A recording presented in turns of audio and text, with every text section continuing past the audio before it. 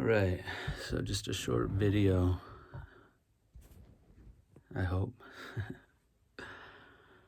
um, the ego is resistance. Those are synonyms. Resistance to what? Resistance to life. Um, Resistance to reality, resistance to God, to truth. Primarily resistance to pain. Um,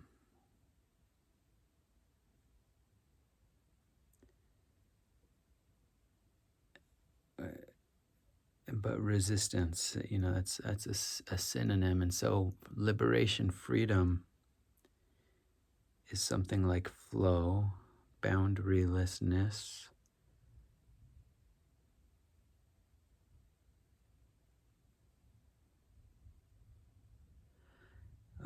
But the ego, and that runs deep.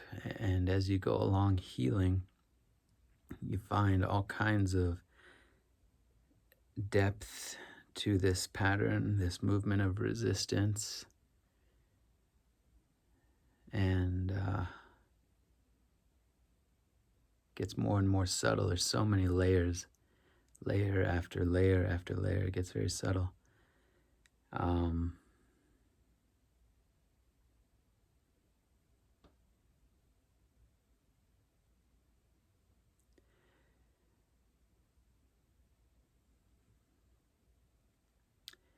and we could say that the body, so-called physical body, so-called physical reality is sort of the densest layer of creation.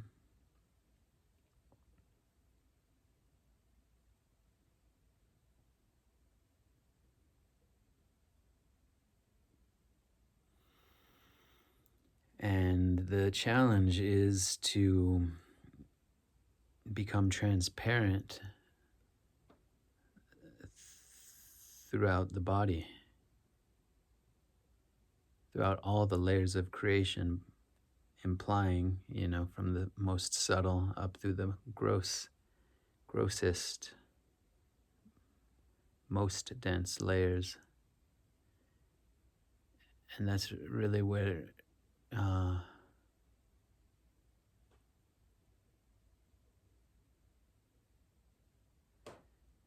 and that's really where liberation happens. It's sort of like the body is sort of the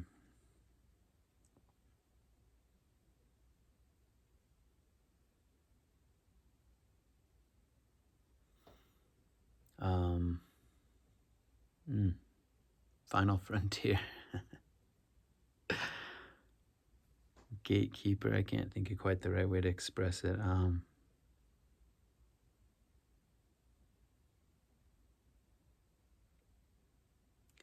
Let me try it this way. That the body, that these resistances in experience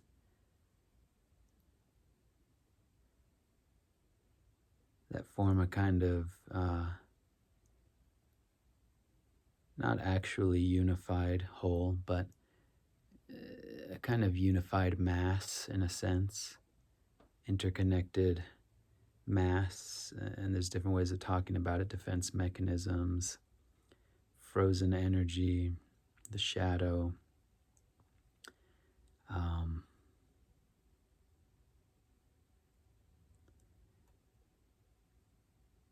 The ego, in one sense. I know there's a different, Freud had a different way of talking about it, and there's different, but just for the purpose of kind of simplifying talking about it, let's just say that the ego, small self, is resistance. And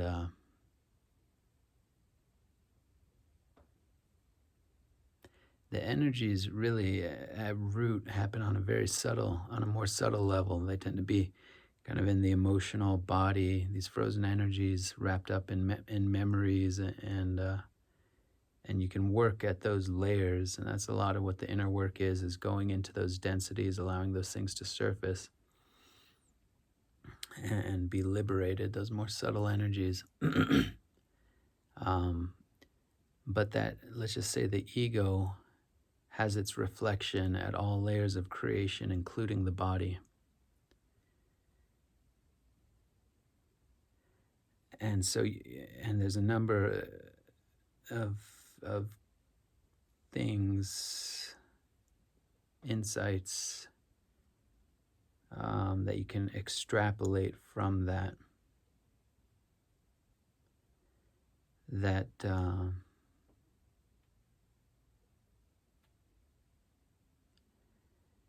A number of implications, let's say, of a statement like that.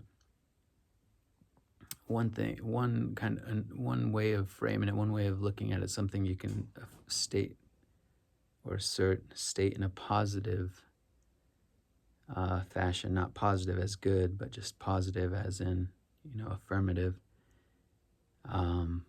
opposite of negating something. One thing you can say is that it's not possible to have a stressful thought or a worry, anxiety, or a fear without it being reflected in the body. So the body will always, there will always be a reflection in the body of any unresolved energy, old wound, trauma, confusion, just frozen crap that we have inside of us. Even just down to the smallest perturbance. Is that the right word? Smallest worry, smallest anxiety, smallest upset.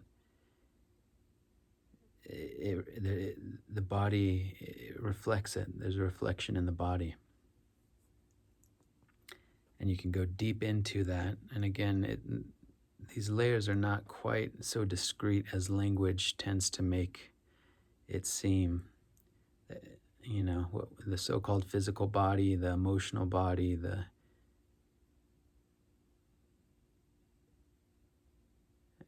subtle body, astral body, all these different, systems of classification, and it all sort of it's like it's one energetic soup, really. It's a gradient of density, is how I see it, of God's being, ultimately. Consciousness, of light, of energy, vibration.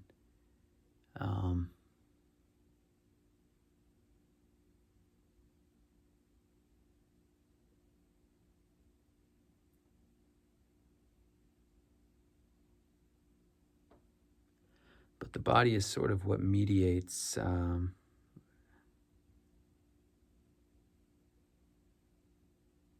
am I trying to say?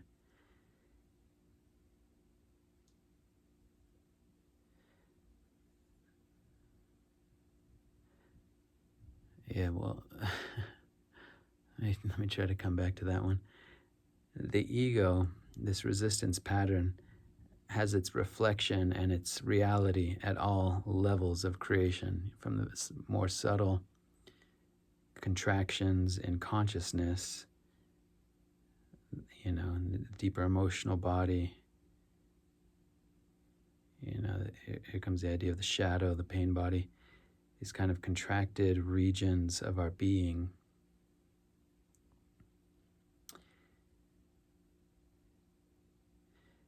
Here's a metaphor I've used before. You've got God's light, God as light, God as the sun shining. And if there are no clouds in the sky, there are no shadows cast, just perfect light raining down, cascading down upon the earth. But when you have clouds, which in this metaphor would be something like wounds, confusion, undigested energies, shadow material, etc., obscuring that light, that shadow gets cast, and that shadow shows up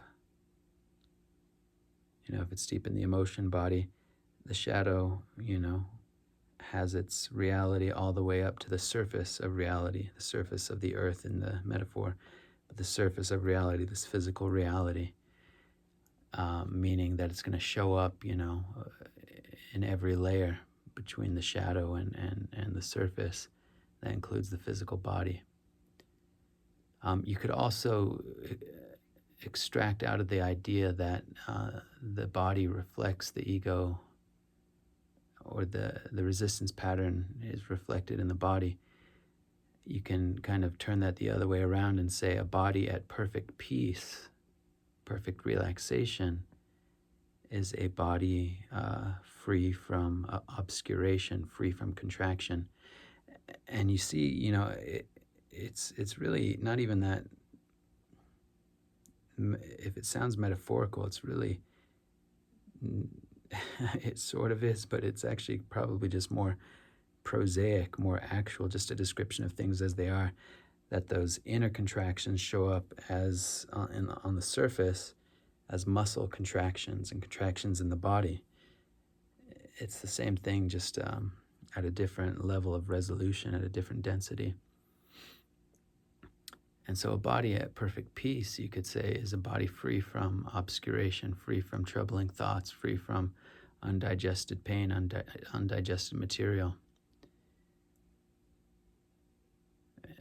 And that's kind of an extreme of the spectrum, a body at perfect peace, perfection. That's a whole nother concept that needs to be investigated. But just to kind of put in, kind of the stark parameters,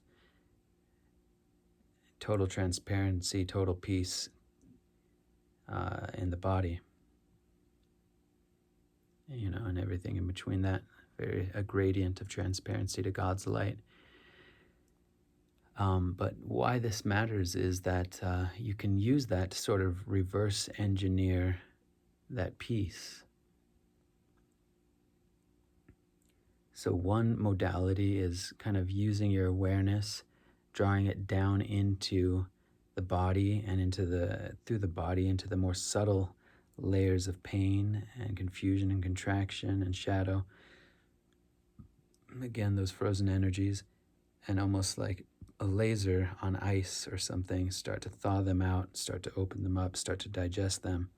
They begin to move and they kind of release in waves, and you allow them to release, and there's going to be a corresponding release in the physical body. They release out of, that's what I was trying to say about the body being kind of the gates,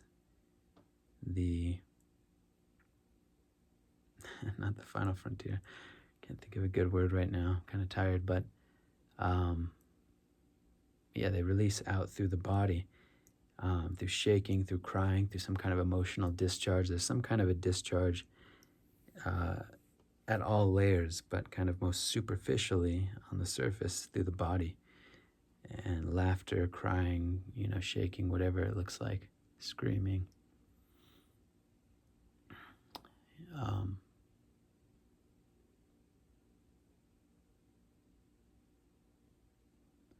And so that's one modality, is kind of going in intentionally with like a laser focus and thawing these things out and going into the memories kind of in a skillful way, in a titrated way, in a gradual way. I'm trying to put some provisos, some disclaimers here, not to just throw yourself into the deep end, but you work up to it and you find your tolerance threshold, and you can go in and kind of start to work to dissolve these things. And some of them start to just naturally liberate and come up the more work you've done. And it's always the same process. You got to let them surface. You got to kind of feel that undigested energy, that shit energy, that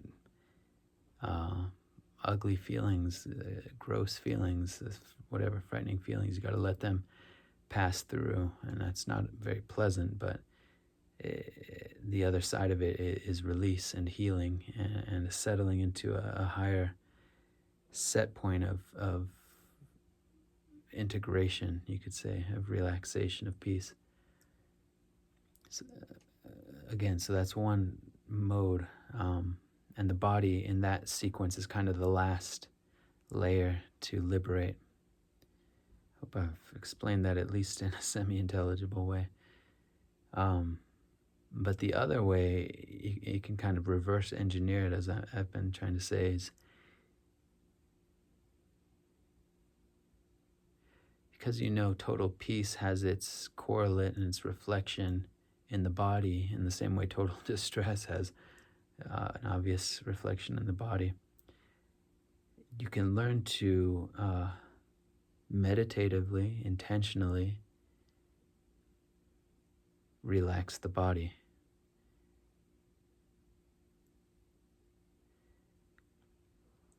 And a relaxed body knows no clouds. Now, because the clouds are so kind of habituated and ingrained and kind of frozen, the shadow material is so vast in some sense, so prolific in our experience.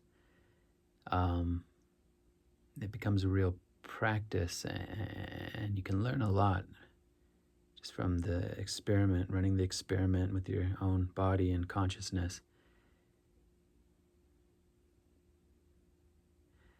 And you can try just to get a sense of what I'm talking about as a practice, if you want to put it in practical terms. If you were to squeeze your hand, just make a fist and really kind of squeeze tight and then totally relax.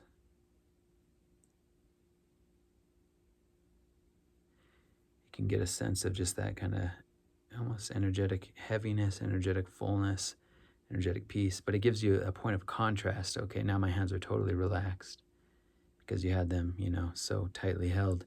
Gives you kind of that contrast to get a sense of what total relaxation is. And you can do that with your whole body kind of in a global sense where you kind of clench up intentionally your whole body, every muscle that you have, some kind of conscious access to. Clench it up and then release it. You can feel that you can feel that release. That's a very kind of mechanical way of doing it, but just to give a sense of what that might feel like.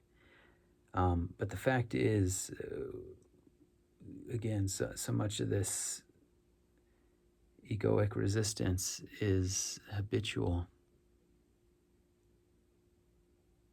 Kind of white knuckling it, we're kind of tight jawing it, we're kind of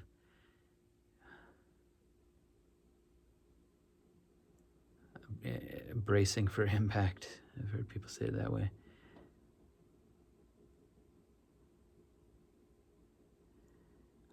Just, from the various experiences we've had in our life and the perils of being alive on this planet and just having these kind of these bodies that we have, these physical bodies.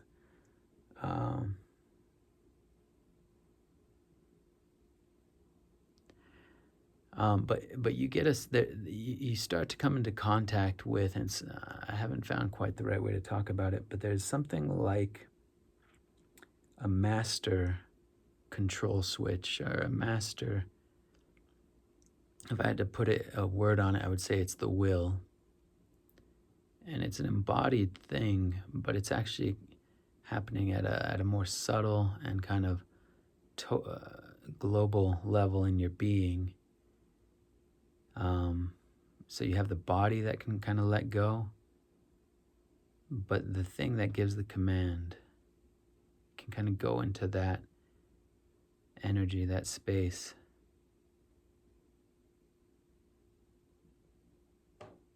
And it's good if you're laying down. It's a good practice at night. If you wake up in the middle of the night when you're going to bed, just to completely, totally surrender the body. Give it over to God, give it over to gravity, give it over to creation. And you can do, there's, progressive body scans. That's one way to kind of start exploring this, is go,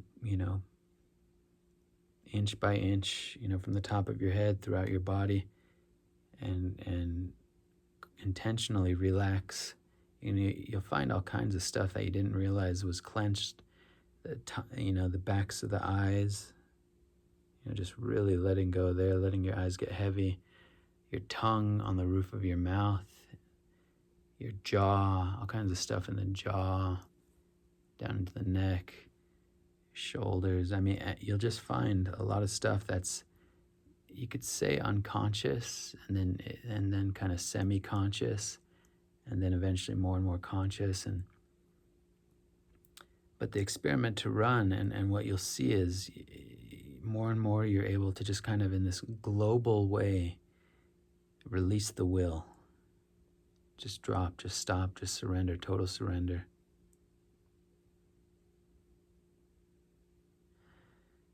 Where it's nothing.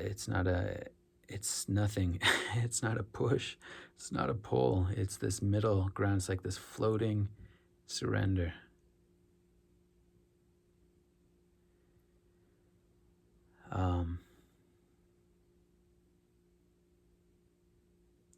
And that's total peace. But the experiment to run there is to see how quickly, and it's either going to be everything from very obvious rehabituation, recontraction,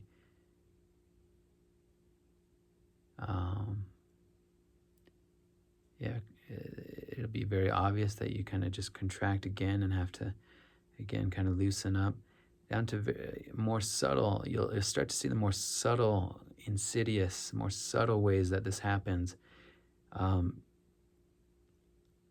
That thought patterns, that these kind of circular loops of thought, these thought ruminations that we get stuck in,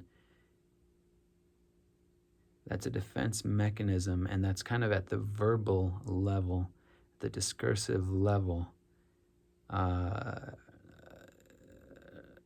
resistance pattern. It's a defense mechanism from keeping you from feeling this deeper pain, this deeper energetic material that doesn't want to release. It simultaneously wants to be liberated and doesn't. But so the thought looping is one of these kind of lids that the psyche puts on that energy. It's like if we can keep you up here in the thoughts, keeps the energy from being integrated and digested and felt and ultimately transmuted. But you'll notice, total relaxation, and then before you realize it, boundlessness, and then before you realize it, you're in a thought loop, and it happens. Or you're in a memory. You're in the mind, and it happens sometimes very obvious. There's the image of, in a sense, you become like the cat waiting outside of the mouse hole. The mouse being the ego or the thoughts or the resistance pattern, and you're just waiting for it to pop out.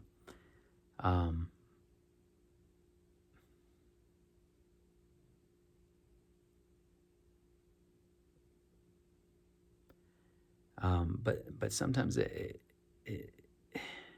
to think of how to put this into words.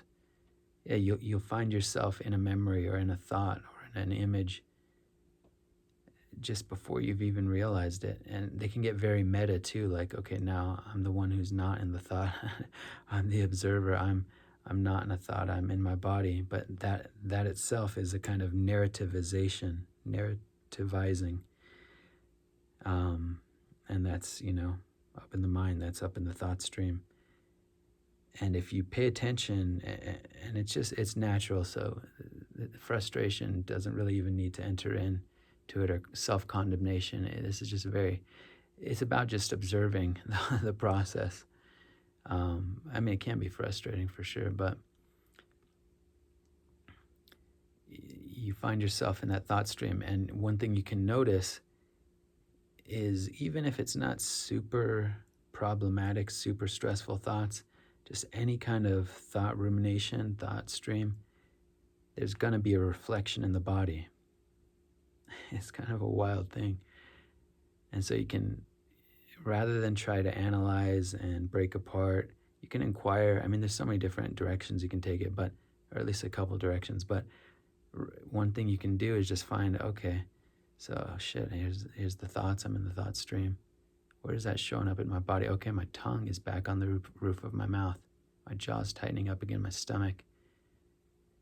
my shoulders. So I'm just going to relax. And so when you relax, it opens that gate. And the trick is just to catch it sooner and sooner that you've lost the relaxation, and just keep surrendering the body.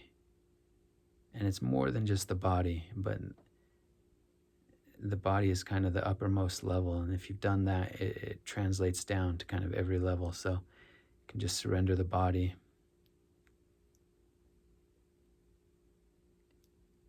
Okay, whoa. Energy got caught up in the mind. Surrender the body again. And again. And it's almost like refreshing on a website or something. You just keep refreshing, hitting refresh. And what that's going to do is it creates a more direct channel for this material to surface. So user beware. Buyer beware. User beware. Practitioner beware. Because you're no longer in resistance. And so it's all that material, again, it's like a beach ball being held down by all these different layers of defense mechanisms and psychic repression and energetic whatever frozenness. And so the body, as you relax it, it opens up, and it's like the beach ball. All that material starts to surface, comes to the surface. And you'll notice how it wants to get you caught up in the thoughts and the mind and all that stuff. And what that is it's a kind of sly, although not even that sly. It's just it's a means of keeping that energy from releasing. And so your job is, in this practice, if you want to look at it that way, is just keep surrendering the body to gravity, to God. Give it over to God. Whatever needs to come up, whatever happens, whatever needs to be seen, whatever needs to come up and express. It's almost like it's none of my business. I'm just going to relax and I'm going to let it happen. And you're in that kind of, again, it's not a pushing away, it's not a pulling towards, it's just this kind of free-floating openness. And so that stuff's going to come up, and you're going to find yourself crying and shaking and maybe holding yourself and whatever the body needs to do, curling up into fetal position, shaking, whatever. And that's, again, that's the whole process. That's the good stuff. That's the release.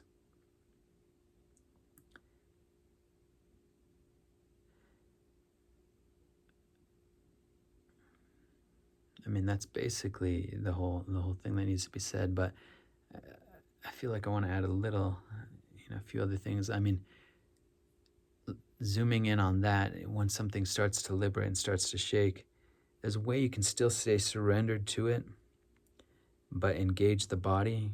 And it's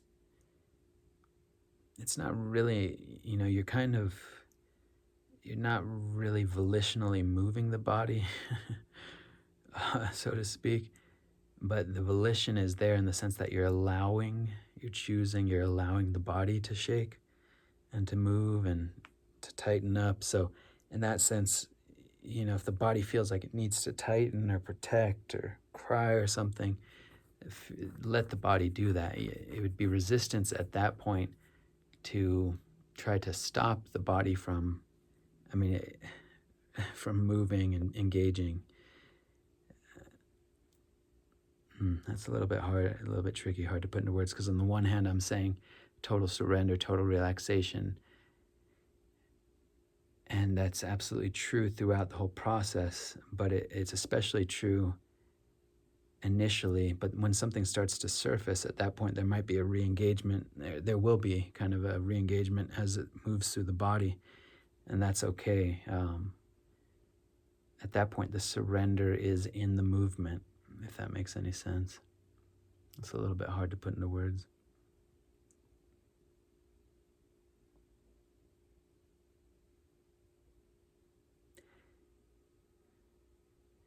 And you get, it becomes more and more intuitive as you go, and it's not as complex as any of this is potentially making it sound.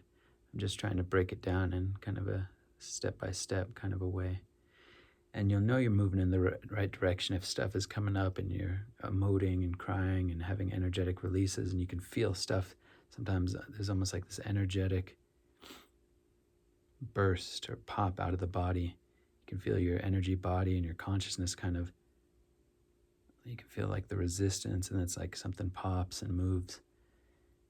But if you're feeling more peace afterwards, more clarity, after a layer has moved, that's the right direction. So,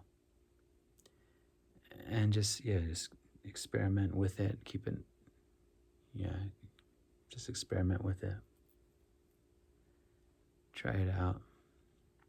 But yeah, in summary, just total relaxation of the body is kind of a reverse way to engineer the process of healing, because it will teach you a lot. You'll see how the process of dukkha, process of suffering, how the world is created in a sense. And how you keep uncreating it, you keep surrendering, you keep releasing, you keep relaxing.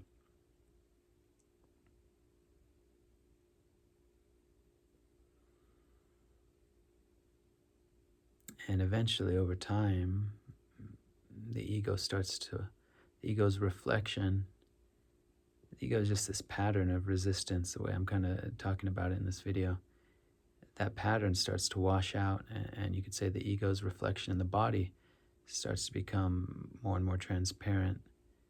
It starts to wash out of the body as well.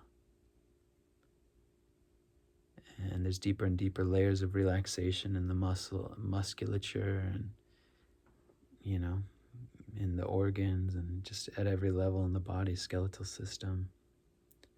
There's more and more peace, and that's embodiment, I guess. One way to say it, I guess. So anyways, take care.